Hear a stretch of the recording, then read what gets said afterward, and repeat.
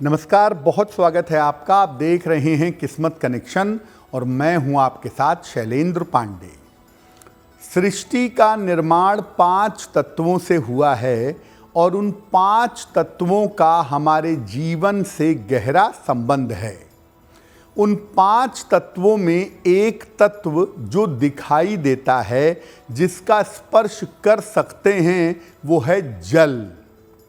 जल आपके जीवन में कैसे चमत्कार पैदा कर सकता है और जल के जादुई प्रयोग क्या हैं, आज इस विषय पर बात करेंगे।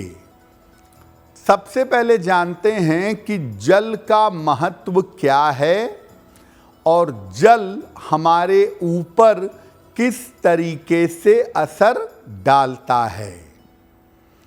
देखिए, जीवन के निर्माण के लिए सृष्टि में 5 तत्वों की आवश्यकता होती है। पृथ्वी, जल, अग्नि, वायु और आकाश। उसमें से एक महत्वपूर्ण तत्व होता है जल तत्व। जो चीजें दिखती हैं, जिनका हम स्पर्श कर सकते हैं, उनमें जल सबसे ज़्यादा मूल्यवान है और सबसे ज़्यादा चमत्कारी है। जल से केवल व्यक्ति का जीवन नहीं चलता, बल्कि ज्योतिष में हम व्यक्ति की भावनाएं, उसकी क्षमताएं और उसकी आध्यात्मिकता भी जल से देख पाते हैं। जल जो है, ये सकारात्मक और नकारात्मक दोनों ऊर्जाओं को सोख सकता है। जल के अंदर इतने गुण हैं कि ये पॉजिटिव और निगेटिव एनर्जी दोनों को एब्जॉर्ब कर सकता है, दोनों को सोख सकता है। इसीलिए जल को मंत्र से अभिमंत्रित किया जाता है।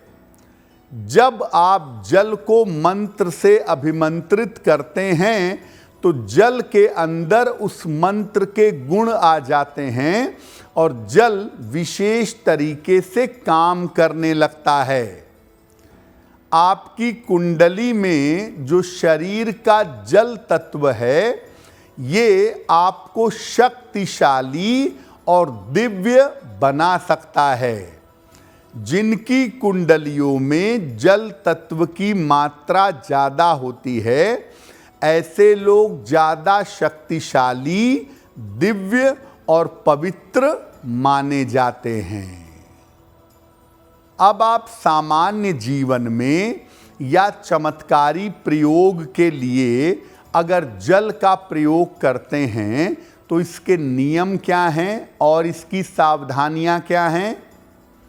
देखिए, ज़्यादा से ज़्यादा जल का आप प्रयोग करेंगे तो आपका स्वास्थ्य हमेशा बेहतर रहेगा। नियम ये कहता है कि दिन के समय में ज़्यादा जल पीजिए और रात के समय में कम जल पीजिए।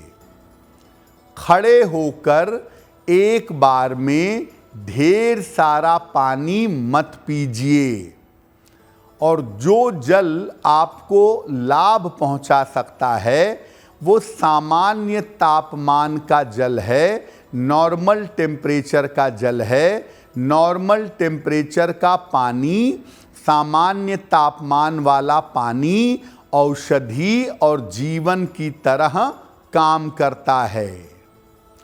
अगर आप जल की रक्षा करते हैं और जल की बचत करते हैं, तो चंद्रमा और मन दोनों मजबूत होते हैं, क्योंकि ज्योतिष में जल का स्वामी है चंद्रमा और चंद्रमा मन का स्वामी भी है।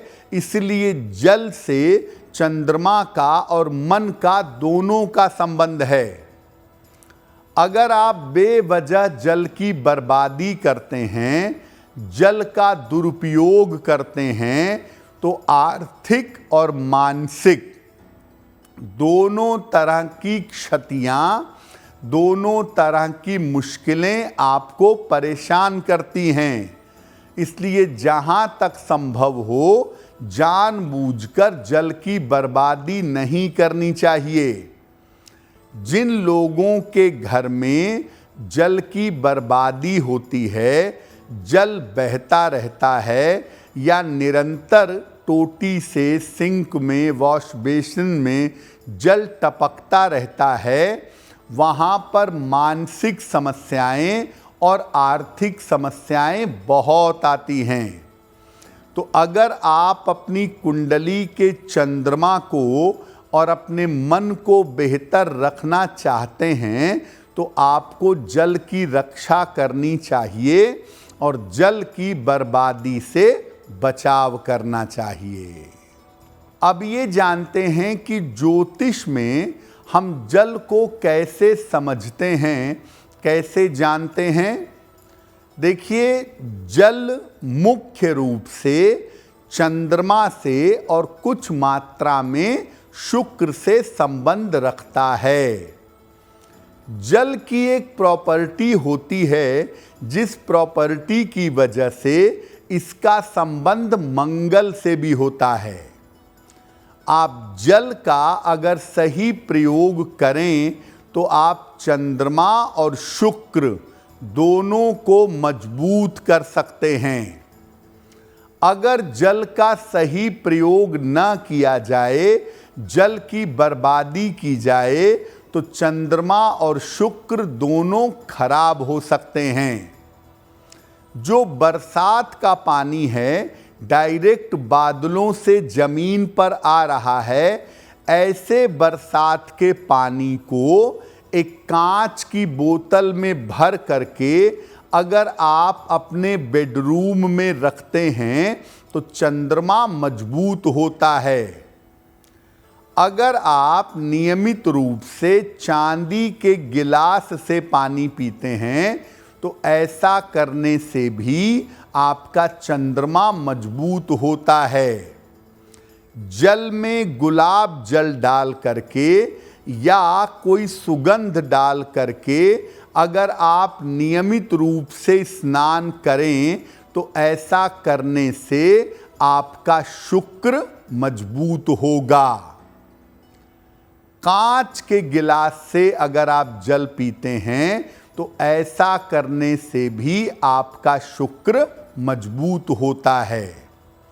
देखिए, हमेशा इस बात को याद रखिए, नहाने में, काम करने में, पानी पीने में जल की बर्बादी मत करिए, क्योंकि अगर आप जल की बर्बादी करेंगे आपका चंद्रमा खराब होगा और चंद्रमा खराब होगा तो आपको मानसिक पीड़ा से गुजरना पड़ेगा।